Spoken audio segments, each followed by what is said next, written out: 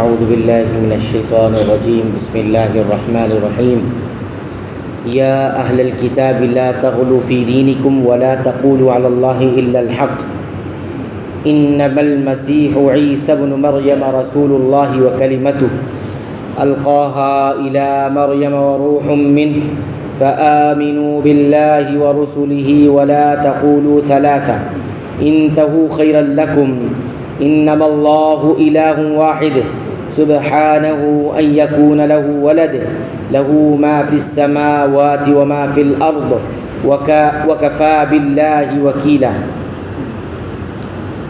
سورہ نساء نمبر 171۔ اے اہل کتاب، اپنے دین کے بارے میں حد سے نہ گزر جاؤ اور اللہ پر بجز حق کے کچھ نہ کہو۔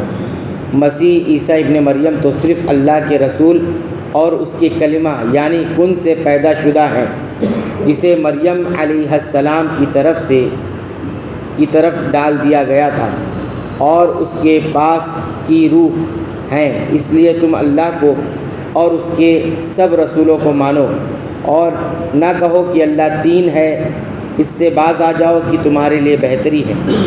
اللہ عبادت کے لائق تو صرف ایک ہی ہے، اور وہ اس سے پاک ہے کہ اس کی اولاد ہو۔ اسی کے لیے ہے جو کچھ آسمانوں میں ہے اور جو کچھ زمین میں ہے۔ اللہ تعالیٰ کافی ہے، کام بنانے والا۔ غلو کا مطلب ہے کسی چیز کو اس کی حد سے بڑھا دینا، جیسے عیسائیوں نے حضرت عیسیٰ علیہ السلام اور ان کی والدہ کے بارے میں کیا کہ انہیں رسالت و بندگی کے مقام سے اٹھا کر الوہیت کے مقام پر فائز کر دیا اور ان کی اللہ کی طرح عبادت کرنے لگے۔ اسی طرح حضرت عیسیٰ علیہ السلام کے پیروکاروں کو بھی غلو کا مظاہرہ کرتے ہوئے معصوم بنا ڈالا اور ان کو حرام و حلال کے اختیار سے نواز دیا، جیسا کہ اللہ تعالیٰ نے فرمایا اتخذوا احبارہم ورہبانہم اربابا من دون اللہ، انہوں نے اپنے علماء اور درویشوں کو اللہ کے سوا رب بنا لیا۔ یہ رب بنانا حدیث کے مطابق ان کے حلال کیے کو حلال اور حرام کیے کو حرام سمجھنا تھا۔ حالانکہ یہ اختیار صرف اللہ کو حاصل ہے، لیکن اہل کتاب نے یہ حق بھی اپنے علماء وغیرہ کو دے دیا۔ اللہ تعالیٰ نے اس آیت میں اہل کتاب کو دین میں اسی غلو سے منع فرمایا ہے۔ نبی صلی اللہ علیہ وسلم نے بھی عیسائیوں کے اس غلو کے پیش نظر اپنے بارے میں اپنی امت کو متنبہ کیا، لا تطرونی کما اطرت النصارى عیسی ابن مریم فانما انا عبده فقولوا عبد اللہ ورسولہ۔ صحیح بخاری کتاب الانبیاء۔ تم مجھے اس طرح حد سے نہ بڑھانا جس طرح عیسائیوں نے عیسیٰ ابن مریم کو بڑھایا۔ میں تو صرف اللہ کا بندہ ہوں، بس تم مجھے اس کا بندہ اور رسول ہی کہنا۔ لیکن افسوس، اس امت محمدیہ اس کے باوجود بھی اس غلو سے محفوظ نہ رہ سکی جس میں عیسائی مبتلا ہوئے، اور امت محمدیہ نے بھی اپنے پیغمبر کو بلکہ نیک بندوں تک کو خدائی صفات سے متصف ٹھہرا دیا، جو دراصل عیسائیوں کا وتیرہ اور طریقہ تھا۔